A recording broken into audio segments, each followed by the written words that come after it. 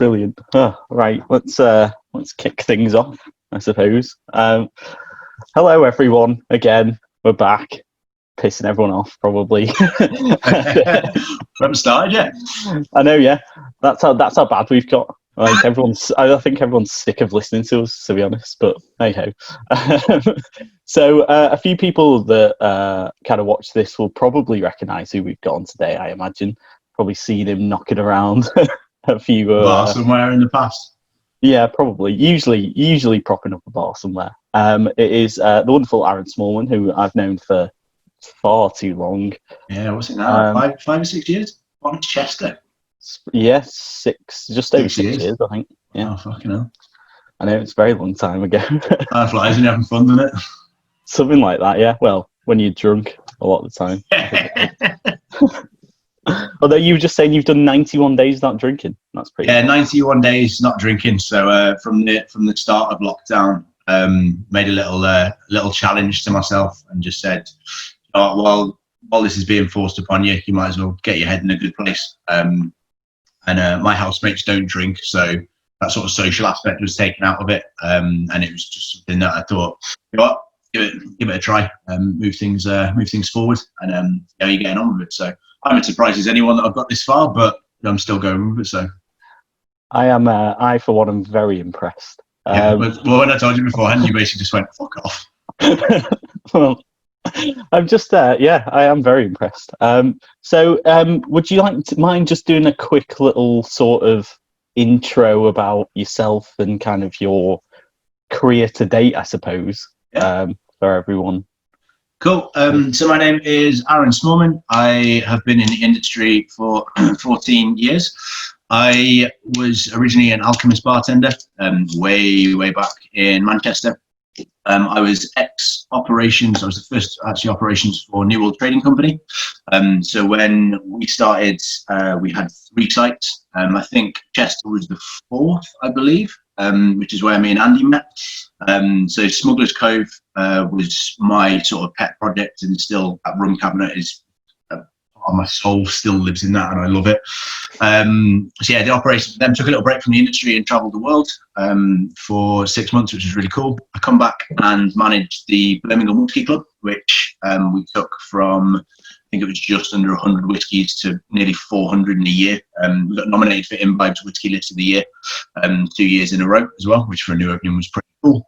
And then I returned to Manchester and was one of the bar managers at Albert Schloss, which is the busiest venue in the city. So yeah, it's carnage, but in a good way. So, and now we are here talking all things rum. Brief summary of my career. That's you. It seems like you never shy away from a challenge. All those things sound really difficult. Yeah. Apart from 6 months traveling, obviously. Yeah. Well, but the thing is, all the challenges beforehand drive you to that, because you're just like, right, I'm out. I'm gonna go sit on a beach somewhere and just like hide away from the world. Yeah, I think I've been so fortunate in my career because I went to uni and I studied geochemistry. And got a master's degree, and it was looking at rocks, which is not that interesting. Bartending, whilst at university, as loads of people do. So during the day, you're looking at rocks, and you're like, it's just end of the day. No offense to it if there's any geologists. I doubt it. Don't worry. Yeah, I don't know what your target audience is, but and then going and doing like the social side of it was like working in clubs. So I used to work in M2, which is one of the biggest student clubs in Manchester. And then it's just weird how things progressed. Like, I didn't know what to do after uni. So I was actually sat playing poker on a laptop and looked on Gumtree, and there was advertisements for the Alchemist opening. It said a bar opening. I turned up to the interviews with bright blue hair. Very nearly got the wrong place. So I nearly actually just sacked it off and said, managed to find the right place, went with them, became an IST and a head bartender. Then left them for a little bit, and through a chance meeting went to ops of New World Trading Company. So then there was always the next sort of challenge, and you were naturally pushing it. You're like, you know what I mean? The guys above you wouldn't let you like not do your best, essentially. So that just became a standard, and it just sort of set the benchmark pretty high. So when you looked at things like the Whiskey Club, you would go like, start with, it was fairly small. You know, you had like 80 or 90 whiskies, but you go, using our past experience, we can do this and we can do that, and look how we can progress this. And because you've seen what's possible, it's really easy to then sort of follow those steps into sort of making something that's great. And I've read back through my CV, and it's quite nice at times, because you look back and when you're a little bit lost, you go, do you know what? You've actually done some pretty good stuff in the industry. So yeah, it has been a challenge. And then I took on the biggest bar in the city, and I was just like, I got signed off 2 weeks before Christmas. Oh, good. Yeah, exactly. I was just like, okay. Oh, that was it. Actually, I got signed off, and the next week we did an all-time record for Albert Schloss. Bear in mind, it's been open 5 years. Well, it's going into its 5th year of trading, and it's increasing its revenue. That's remarkable. Like that place just seems to print money almost. Like, it's eternal, and it's mad how it transitions from one thing into another. So it's crazy. Do you think? Obviously, you kind of opened Botanist Newcastle for New World as well. Do you think there's kind of certain similarities there? Do you think opening Newcastle helped you kind of transition or find it a lot easier, kind of find efficiencies with Albert Schloss? Yeah, definitely. And it was that you talked about it a little bit on one of your past podcasts, in terms of when you're opening, you're looking for the next thing to go wrong. And 9 times out of 10, it's something that you never saw coming. So then, you end up like just looking at the next thing to go wrong. And I did an interview with Chase, Claire Horton, and said about volume bars. Like, it's the hardest and the easiest thing, because as long as everyone is doing their job, it's quite streamlined. You know what I mean? In terms of, when your pinch points are going to be, when you're going to get hit. And one of the key things that I always had is, I would set the back of house perfectly. Back of house is a shithole and a shambles. You ain't going to be able to service front of house properly. All I would do is then same thing in Newcastle. You walk in, and you know what I mean, like glassware wasn't coming out fast enough and that sort of thing. And it's just like, you walk in, it's just like a teenager's bedroom. You're just like, it's a fucking shithole in here, boys. If you organise it and make it clean, stuff will start flowing. So it's like, what can you do now to predict what you're doing in the future? And that's always been key, and I think that you'll have this experience as well. That it's knowing where you're going to be in an hour's time, 2 hours' time, tomorrow, in terms of like stock, and always having that. It's difficult to turn that monologue off in your head, but it means that your service is very, very easy. Because you can see basically, when are we going to be in the shit, and what can we do about it now to stop it? I think that's one of the biggest skills, kind of like an unspoken thing with bartenders. People that are able to preempt what's going to happen. People that have that mindset where they don't like just being stood stationary, just like hanging about. If they're not doing anything, they'll be, refilling juices, doing some extra prep, cleaning, resetting the station. Because some people, it just seems like they naturally kind of have that innately, that kind of that drive to keep moving and keep doing something. And some people won't, and then they don't seem to learn from the fact that because they've not preempted what's going to happen, it's made their life harder further down the line. Do you know what I mean? Like people with messy stations and things like that, it always blows my mind, because you'll see them do it once and it's like, right, if you just kind of take a step back and just see how they deal with it, see how they react, hopefully next time they're going to realize, maybe if I just, refilled these juices, my life would have been easier for that little rush that we got. And then you'll see them do it again, and then you'll see them do it again. And it's, some people just don't get it. The projects that we're releasing is all about that sort of mindset, because we're talking about the stress of bartenders, and obviously it's a very, very difficult industry. So how can we make our bartenders' life easier? So you decide just seeing those problems coming, and it's even as simple as that, is refilling those juices. It's 4 o'clock on a Saturday. You sell a fucking million porn star martinis every day. You're going to need more pineapple juice. Fucking get it refilled. Like, do you know what I mean? Fucking started. And you look at it from you were trying to do it in a little bit of a financial point of view. I'm not saying that's the end of it, but you just go, the slicker and easier your service is, the more likely you are to get tipped. And, you know what I mean? If you're stood there fucking refilling the pineapple juice, and someone's just stood there like, we got a porn star martini, but you didn't bother refilling juices, so what the fuck are we going to do here? Like, it has a knock-on effect. And then, because you haven't done that, the guy who's next in line is waiting longer as well. then it can very, very easily snowball from something as simple as you haven't been looking forward to your life easier. Yeah, I think it's one of those things that is it's such like an underrated skill almost with bartenders that maybe are kind of quite new to the industry or don't really know. Do you think it's trainable? Do you think if someone doesn't do it, but they are brand new to the industry, do you think or do you think this is person dependent? For example, so it's in like always be looking for your next thing. So obviously we used to do it with a fucking bar spoon. If you're like, if I see you stood still, the object I'm going to hit you with is going to get heavier. So you might as well find something to do. Obviously you have to be nicer about it these days. But do you think that bartenders can learn that, or do you think there's some people that just will never get it? I was just going to say, I think it's a little bit to do with the culture that you kind of cultivate yourself. So obviously, initially when you hire someone, other than, the CV that you look at and maybe like a sit down chat, potentially, shadow them on a few shifts. Other than that, you're only getting like a minor snapshot into what they're like and their personality type. And like, I know I'm a prime example. It took a long time for me to come out of my shell anyway. And you often find that with people, especially in teams such as the teams that we've often worked with, where it's quite big characters. It can be quite intimidating to go into an environment where everyone already seems like they're friends and shifts just run smoothly because everyone interacts and they know each other very well, So to kind of like try and find your own place within that can be a little bit difficult.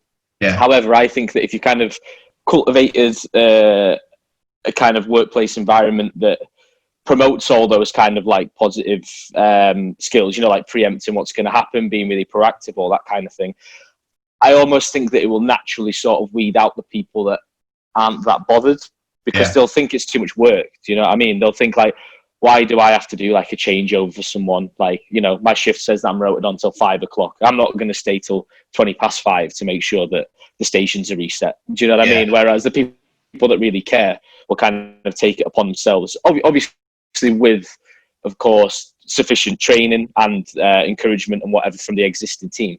But I think like you really need to get them at the core and instill that in people as soon as they get through the door. If you've got someone that's, say, like a lazy trainer and they're saying things like, oh, don't worry too much about doing a pour test. No one really cares anyway about the results. Or, they're not really checking you out properly on breakdowns. They're going to kind of like get into that flow. I think it's kind of like just like with anything in life, I think it's kind of like a constant thing that has to be worked on, right? Like your own personality and your thoughts and beliefs and whatever, you're constantly adapting and changing and stuff like that. And I think it's the same with how you adapt in work. I think it's a case of you've constantly got to keep on people's backs about stuff, and you've constantly got to keep updating your training plans yourself and sort of developing how you want things to move on and learn from your mistakes and stuff. So I think it's a very fluid thing. I don't think it's a case of just like there's X kind of people that have the skill and why they don't. I think it's a constant, it's not it's a grey area is probably the wrong word. It's not as simple as a yes or no. And especially it can be that, like you said, the culture shift is really interesting. You said that, Jack, because one of my key like ethoses of this new project is having a paradigm shift and putting a new culture into hospitality where excellence is a standard, but it's not in a way at the sacrifice of the bartender. So in the thing of hospitality business is having those two words be equally balanced, because there's a lot of focus on the business and not a lot of focus on the hospitality side of it. So for example, first thing they will do is look to cut hours to save money. Whereas I've always been of the mindset of, what if you found a way for your bartenders to be more productive? Because the easiest way for your bar to run is for you to increase your revenue, because then suddenly your budgets, which are like your glassware budget and your wages and your percentages, you've got more to play with, if that makes sense. So instead of scaling stuff down, why don't you look at ways of increasing your profits instead? So yeah, and I agree with what you're saying there in terms of it's difficult that someone might be very proactive and they know that they should be looking at topping up the juices and I'm going to come back to juice again and again, but like resetting their station. But that doesn't necessarily mean they do it. And it's a little bit of that thing of you go, well, he doesn't do it, or he left me in the shit, so I'm going to leave him in the shit. And it's just like that hit the tap thing just sort of needs to go. And it's having that mindset of you go, like you said there about finishing at 5. I could stay an extra 15 minutes here and make this guy's life so much easier. And saying, is there anything you want from me before I sign out? And they go, no, mate, you're all good. And you go, right, have a good shift, man. Thank you very much. You know what I mean? Rather than just fucking off the bar and you're like, you know what I mean? They've left you and you haven't had a proper handover. And realizing that actually if they come on the bar at 4 and say there's an hour changeover and everything's done, you're like, mate, but sit down, have a pint, it's on me. We used to do that in Alchemist. I still remember there was one bartender setting up. He did a busy Friday set up on his own. Like, how are you, man? It's just like, yeah, dude, just say no, everything's done. Give it, check out. It's just like, I literally need you to change over and do a pour test and we can go. Bar was full. He was on his own. Everything was like absolutely boxed off. I was like, mate, thank you so much for that. And next time when he was hanging out with his arse, like, you can cover my shift. Like, yeah, coach, come on, because we've got each other's backs. Having that culture change, hospitality to work as a team, because I think that's going to be so key going forward and getting through this. So yeah, I think another quite key thing as well is sort of like, and it obviously goes with like cultivating a good work environment, but it's sort of like, if you will, kind of like reinforcing the fact that the job that people are doing behind the bar is actually quite important, and it is something you can take a lot of pride in. Obviously, hospitality, there's such a range of different venues in the UK, right from kind of like traditional pubs up to, you know, 5-star hotel kind of bartending and everything in between. And there's obviously some instances on that spectrum where people will take a lot of pride in their work. And then there's other establishments where it's a case of, it's just like a conveyor belt. You just pour in pints for 12 hours, just get them in, get them out, you know. And just a drinks machine, yeah. Yeah, exactly. And I kind of think that depending on where you've worked and what your conceptions or preconceptions of hospitality are, will kind of depend on how you view it as a job. I think some people really respect it, especially people that have had some run-ins in the past, whether they're like chefs or whether they've kind of worked in hotels or work behind bars and they've got friends that work behind bars, or people that kind of take a bit more of an active interest in like spirits or beers or wines. Once you actually kind of start to delve a bit deeper, you realize that some people that stood behind these bars actually have a really wide skill set and knowledge base when it comes to, you know, some of these things. And I think massively. that if you sort of actively try and encourage people to take on additional qualifications or learn more or go to competitions or get out there and meet people, if they start meeting people that have more respect for what they do, they in turn will have more respect for what they're doing as well and take it a bit more seriously. Do you know what I mean? I think that's one of the reasons that I sort of decided to do this. When we sat down for the first training with the Alchemists 9 years ago, I think it might have been now, a long time ago. It was the trainers there that got us on board because their personality shone out, and it was that they were meeting the standards that were expected of you were clear from the start, done in a really informative, fun way, accessible as well. So they're just like, they know that they expect a certain amount out of you. And I worked harder in that training for opening that bar than I did at university. So I was staying with a friend, and I would work all through the night, sleep, get up in the morning like early beforehand, and revise specs and things again. And that was to do with actually them setting an example of like, we've opened bars all up and down the country. We've done this as a career in some of the coolest bars in the country. And that was like, it was having someone that you respected and looked up to, and almost like a future target. And it's really weird how I had the opportunity to do that as well. So I was actually years later was in their position. And I remember distinctly actually in Birmingham, I was interviewing a bartender, and he said, "You see, everyone that's interviewing here, they all started sat where you are." And he ended up being my head bartender, and you see the penny dropped in his head, and he just went, everyone here. Said ops manager there, she was a GM, she started off as a barback and blah, blah, blah, blah. And it's then being able to show them the vision of this is a career path that you can climb. It's not just putting pints behind the bar. You can do that. That's the beauty of hospitality. There's some variables that you can do. But having that sort of being able to show people that you can, not only is this a proper career, as the people say, you get a proper job, but there's loads of ways you can do it as well. I think there's that.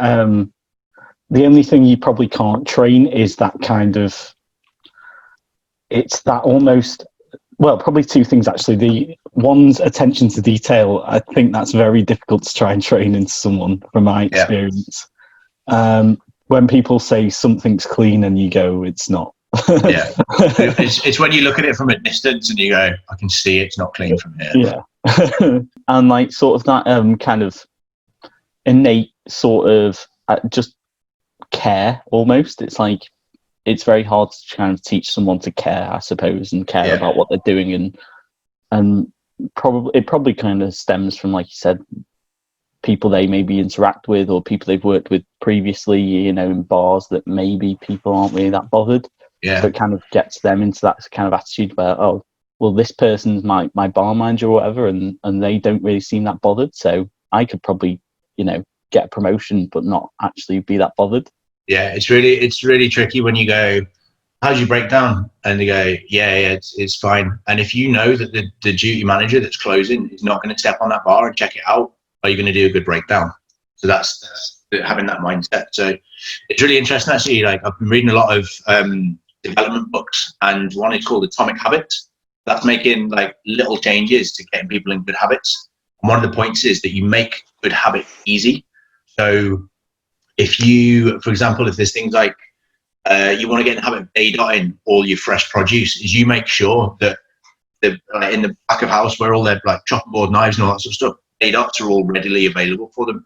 So when they're going like lines or whatever, if the barback or whoever's doing it literally just has to go and put it on, that's easy. If they've got to go upstairs and dig around in a cupboard to try and find a day dot, are they going to fucking do it? Probably not. If you can have that sort of mindset and say, how can we make these little attention to detail easy by forward thinking, then suddenly you've got a different sort of standards being set on the bar. So I'm really interested to apply that, or to try and apply that to different bars across the city, and see how we can make our guys' lives easier. So yeah. So with this kind of new project, kind of what is it? Can you go into a bit more detail about it? Kind of what's it all about? And the project title is called Let's Push Things Forward. With the idea to changing the mindset in hospitality. Just stop you there. I'm already in. I'm sure it's probably a Streets reference, but if it's not intentional, then go listen to the song. But, that's the thing. I've got loads of like little like subheadings as well. So the title of my podcast is called Small Man, Small Talk, and it's like, why the fuck not, man? So. 1 second. So the idea is to basically create a culture shift in hospitality with the view that this is going to be tricky. We're not kidding ourselves and saying this is going to be easy, but we will get through this. We will certainly, the hospitality industry will never die in terms of we are very, very good at overcoming problems. So how can we help bars do this? So this actually started as a very it was a little personal project where I was going to travel up and down the country and basically catch up with friends, and it was an excuse for me to basically have a pint, and we just chatted about hospitality.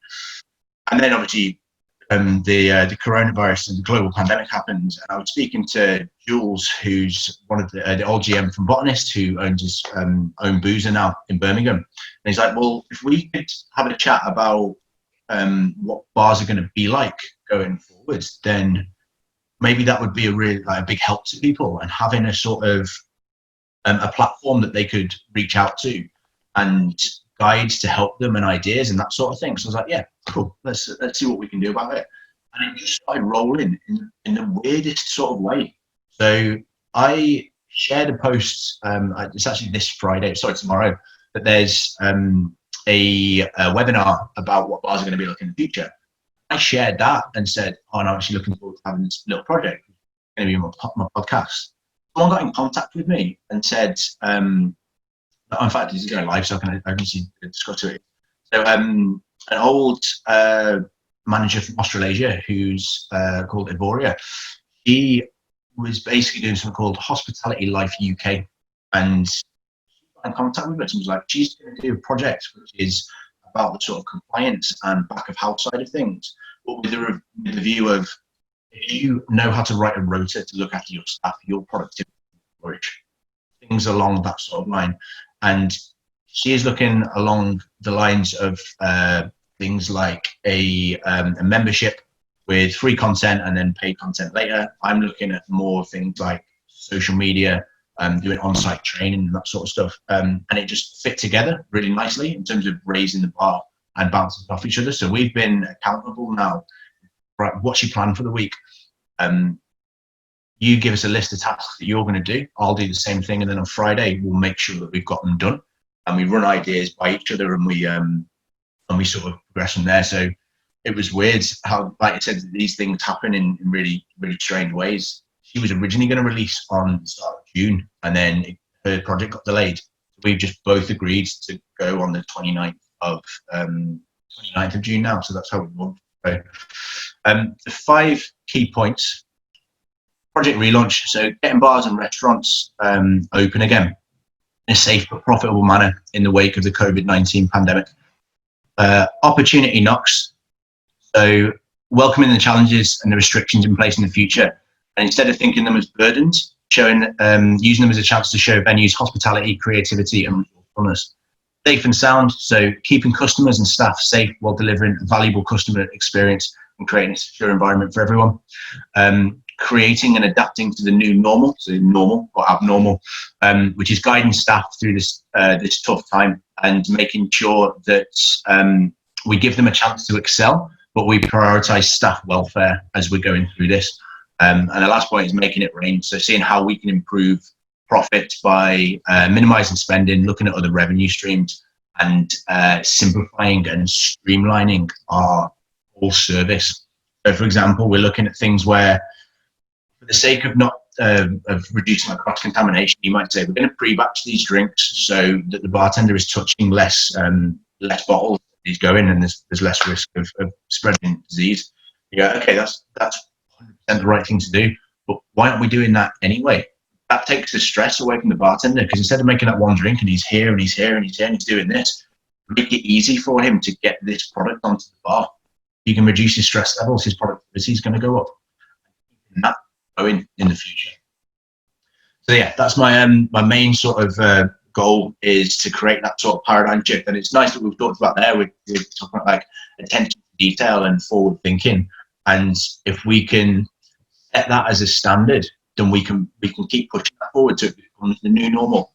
And things like staff well-being, you more than ever should be saying to your staff, right, how are you doing? Like pre-shift meetings, post-shift meetings, how was that for you? What are you struggle with? Tell me something you're looking forward to, blah, blah, blah, blah.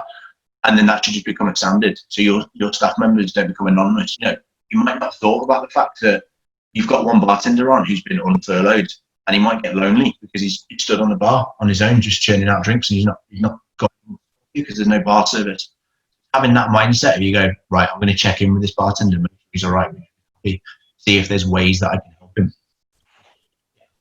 I'm going to change that, like the mindset of hospitality. So once again, I've set myself a big fucking challenge. It seems like a nice approach, because obviously you're coming at it in the direction that, bottom line, things are businesses, so all this stuff does kind of need to equate to how a business is going to help, how it's going to help business gain more revenue and develop and stay relevant and whatnot. But it's quite nice, given that you have the background that you have. Obviously you are really focused on how it feels to be a member of staff in the trenches. You're not just a third party coming in and looking at numbers on a spreadsheet. You're actually thinking about that day-to-day, hour-to-hour experience, not only of the customers that come in, but also the staff that are there kind of holding the fort, which is really, really nice. And obviously any businesses that you were to work with and kind of try and get them to adopt this approach, or I would hope that any bars or restaurants you're working with already had this approach somewhat ingrained in their training and practices anyway. But if you were to help develop that or whatever, I'm sure it would be comforting for a lot of staff to know they were going in to work for a company that did really care about care about their input and their experiences and stuff like that. So it's massive, isn't it? You think about, so as we are sat here and we're recording on the 18th of June, and it's been 3 months since we've been furloughed, and there are bars out there that might not have kept on their staff and they might not know that their staff are no longer their staff because they haven't checked up on them. Now, the guys that I've been communicating with are just like, yeah, we check on our staff all the time. We've got a helpline set up. For example, Sloss, they've got someone manning the phones Monday to Friday if you just want to over anything that's concerning you, which is great. They've got an online GDPR compliant messaging service called Yapster, and there's updates on that. So the CEO of the company is updating all the staff in the company the best he can, because it is a little bit of a guessing game at times. And if you look at like Barlife UK, for example, they did a survey. The number of people wasn't massive, but the results from it was only 10% of people said they were definitely going to stay in hospitality. 39% of people actively looking for another job. So it might be a way that people might have enjoyed this lifestyle and go, you know what, I'm actually getting some like proper sleep and I have to work on my own things. It's like, well, I get every weekend off being a day walker. Like, fucking hell, that might be for me. So yeah, and then if you're looking at that from a positive point of view, you might look at, okay, well, actually the guys that we're left with in hospitality are the guys that are doing it because they're living into their career, and we're left with a really smaller but very a pool of talent that wants to push themselves forward. If we're going to look at it from a positive perspective, so yeah, how businesses have treated their staff throughout this period is going to be key, and how they can go forward. Because some people almost subconsciously will have been working on this because they're checking on their staff all the time, and some of their staff members might be, no, I can't wait to get back to work. I'm so grateful that such and such has been checking on us and has been offering me advice and reassurance and that sort of thing. And if we can find a way with this project to help that and assist managers and owners and staff members with it, and fair play to us. I think the one thing we need to make sure we do as well is there'll be different guides and stuff coming out, but we make sure that we have our managers, obviously they're going to get pressure from above, get pressure from below, with staff needing reassurance, guys above them maybe changing procedures or whatever it might be. Those managers are going to be key as well, because if we have the old attitude of living in the past and go, that's what you get paid for, we go, well, actually, we need to make sure that if our managers are, well rested, productive, and in a great mindset, they're going to find it much easier to run shift. They're going to find it much easier to motivate their staff and help people out. We can't just ignore that pressure point within our hierarchy of staff members in our building. Yeah. Communication's been one of the really tricky things throughout all of this situation for everyone, really. I think just because it's been so unclear as to initially the impacts of the illness itself, like what was going to happen, lockdown, they kept kind of shifting the goalposts because the government was trying to just work with information that they had, and new information was constantly coming out, of course. So then in turn, and their own employees weren't complying with it either. yeah, exactly. Different to Durham. Yeah, sound, why not? And then of course that sort of, it really impacts then staff and the communication that ground level staff are getting, because managers and people that are running sites aren't aware of when we're going to be going back to work, for example, or what what things are going to be imposed on us restrictions wise and stuff. It's really hard to communicate that out. Obviously the really big thing initially was the whole pay thing. I remember there was like a week or so where just like everyone was in limbo, and like me, for example, in the position that I'm in, so I'm currently managing the Bar and Smugglers, like people were asking me what the situation was and what was going to be happening. And I didn't know what was happening with my own pay and what was going to be going on. And it feels really bad to come from a point of view where I usually have an answer for people, or I have a reason behind why I'm asking them to do something. And I would never certainly ask someone to do something that I wouldn't expect to do myself. It's really hard to then suddenly just say to someone like, I've got no idea. Sorry, your guess is as good as mine, mate. Yeah, but on the flip side, communication is key, and I would rather be honest with people and say, look, right now, I don't know what's going on, but we are all in the same boat. Yeah, I'll keep you posted. I think that's better than an approach I imagine some people will take, or certainly more careless business owners, where It's just that thing of just like sweep it under the carpet, or Bury your head in the sand and let's think it's just going to get let's better. just put it in the drawer and forget about it, and it's just going to fester and get worse. So it's like getting a bad bill through the post, in it, and it's like, if I ignore that, that'll probably go away. It's like, that's fucking not. I think it's going to be really important when we all get back to it. I think we've seen you doing a lot of stuff to do with like mental health side of things, kind of over this lockdown stuff and beforehand even, which is really good. Do you think as an industry we're becoming much more aware of it, and how do you think we can kind of improve on all this sort of like mental health? So it's becoming more prevalent than ever. So actually, I've got two partners. One of them is So Let's Talk. So Let's Talk is started by Paddy Howley, and it's a non-for-profit hospitality mental health wellbeing organisation. It's a long string of words, but I think that's the correct way of phrasing it. And their idea is in a new standard, similar to what I'm aiming to do, but specifically for hospitality workers, in terms of we don't realise, or maybe we do, that how easy we turn to drink, for example, after shift, before shift, during shift, and actually just making people aware that this, again, a little bit like communication, is there are now platforms available for people not to suffer in silence. The tagline is 86 to silence, and the whole thing actually stemmed like Paddy's an amazing guy.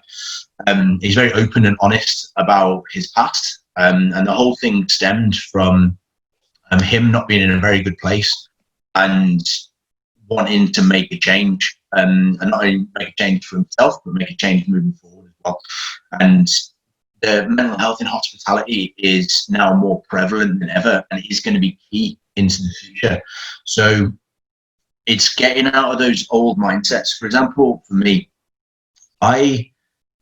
this thing about having a working week and having a balanced lifestyle. Now, Andy, that I used to work myself into the ground, and I used to not balance my life at all. And I thought that was making me happy, like sort of almost chasing the dragon in terms of, especially if you said about ambitious projects. Oh, this will be the next thing. This will be the next thing.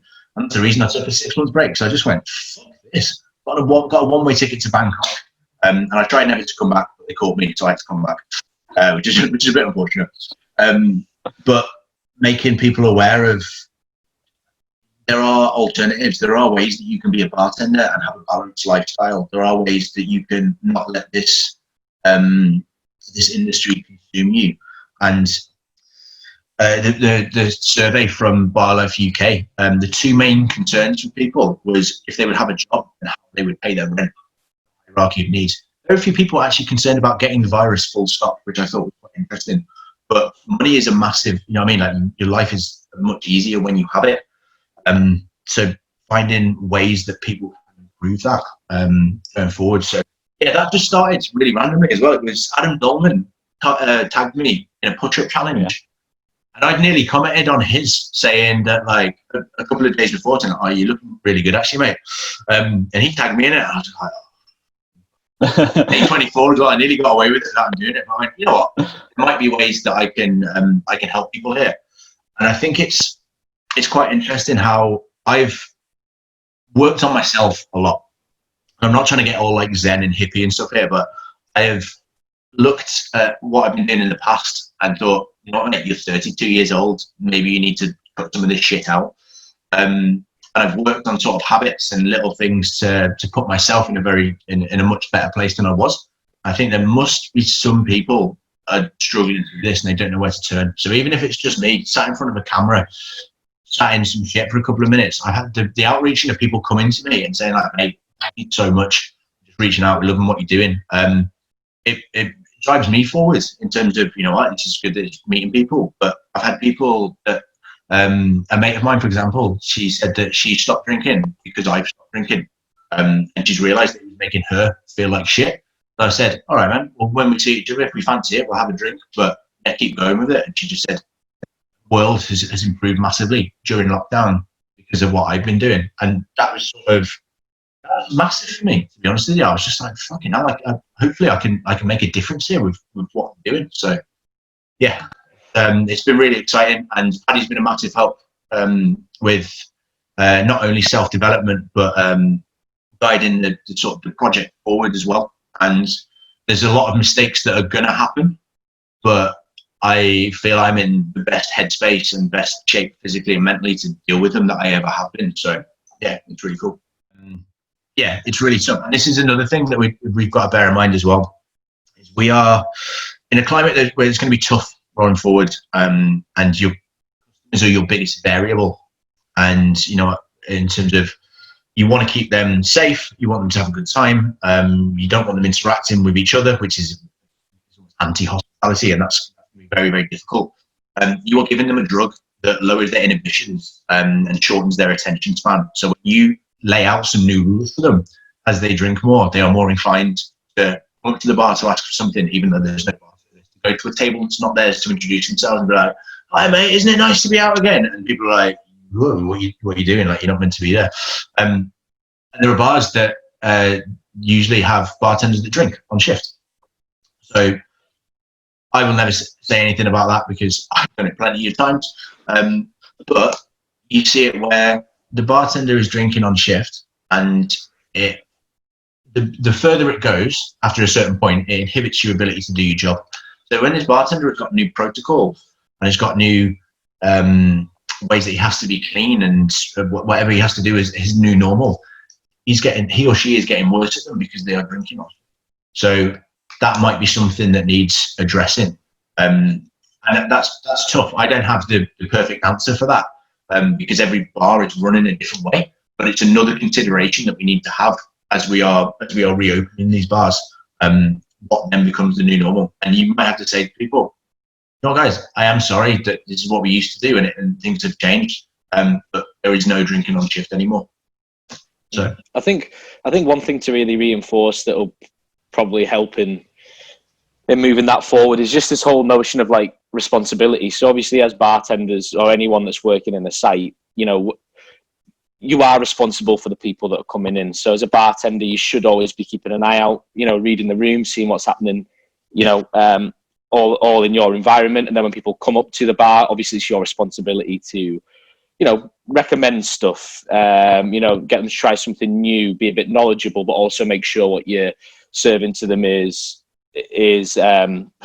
I don't know, saying like, oh, you know, making sure what you're serving them safe or whatever sounds a bit like, I don't know what you'd be serving someone that wasn't safe. But, you know, for example, like right down to the route of like, make sure you've done a pour test before a shift. So you know that when you're making someone a drink, you are following the specs, you're doing it accurately, because otherwise you might be serving someone something that's too strong, or, you know, they're paying for something that they're not actually getting or whatever. But yeah, basically this whole notion of responsibility, I think it's always definitely an undercurrent in a role such as a bartender's job role, but I don't think people always think about it that actively, you know, whereas I think when we go back to this now, the responsibility really is going to be on every member of staff that's in that building. They're going to have to make sure that upholding the standards 100%, otherwise the accountability is massive.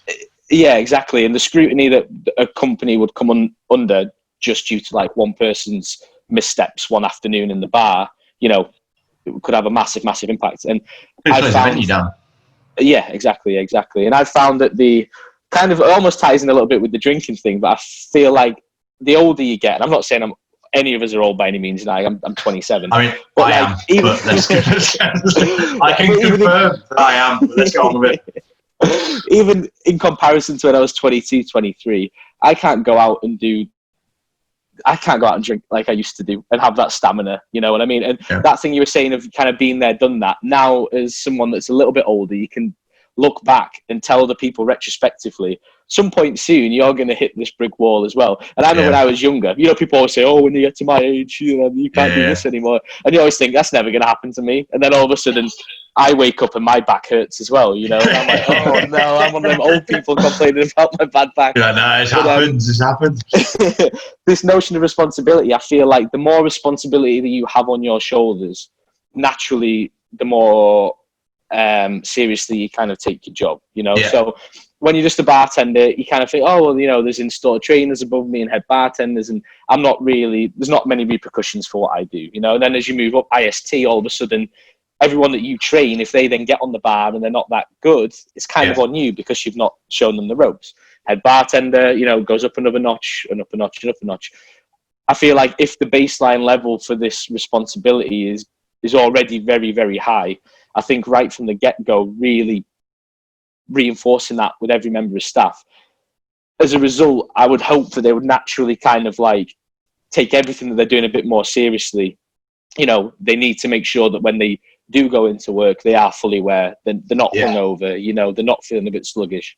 Likewise, on shift, they're not going to be drinking or doing anything they shouldn't be doing. I would hope that naturally that would all come, but obviously it's always going to be with a little push from higher ups, or the likes of yourself, you know, with this. And keeping on with that sort of thing. So that ties in really nicely with the sort of whole thing about the mindset. So one thing that New World, I think, is doing is having one-on-one interviews when they come back. So they're basically like formal but informal. So like, how was your lockdown? Is there anything you were struggling with? Is there anything you want to confide in us? Like, you know what I mean? Some people might have been stuck in lockdown in an environment that really, really wasn't very good for them.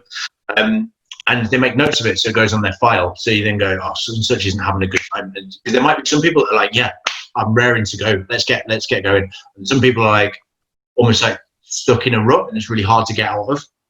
You got this one-on-one time for you to express how you're feeling. But that's not an employment review. That's a one-to-one. So that is every 3 months, 6 months, or however often you want to do it. You sit down with a senior member of your team and say what you're enjoying, where can you improve, what's your next steps, blah, blah, blah, blah. And you set targets for going for what the next stage is of your progression. And it might be honest with you that you just go, you know what, I'm just doing this part-time, or I'm doing this full-time, but I'm doing this on the side. Okay, fine. Is there any way we can help you with your projects on the side? Whatever it might be, it's very part-time specific. But those one-to-one target and improvement sessions are key for when you reopen. So then that becomes a standard going forward. So you can say to someone, okay, well, this staff member, he's a barback. Struggles a bit during lockdown, so just needs a little bit of money, but he wants to get on the bar in 6 months. Yeah, no worries. And it's almost like chomping at the bit that, you know, a barback that is going to get on board with all these protocols and do everything you need to fulfill your requirements on the bar is more used to you than a bartender that thinks he's better than all the stuff that's been put in place. So yeah, it's about what do you put in place now to raise the standards, and what do you keep in place and keep up, if that makes sense. Because I think you said there as well, Jack, you can have something in place, but it's the same for a year. For example, it's the same targets, and there's no variation, or there's no, you know what I mean? There's no change in it. Have you raised the targets? Are the targets meetable? Does that staff member have everything they need to get to that target?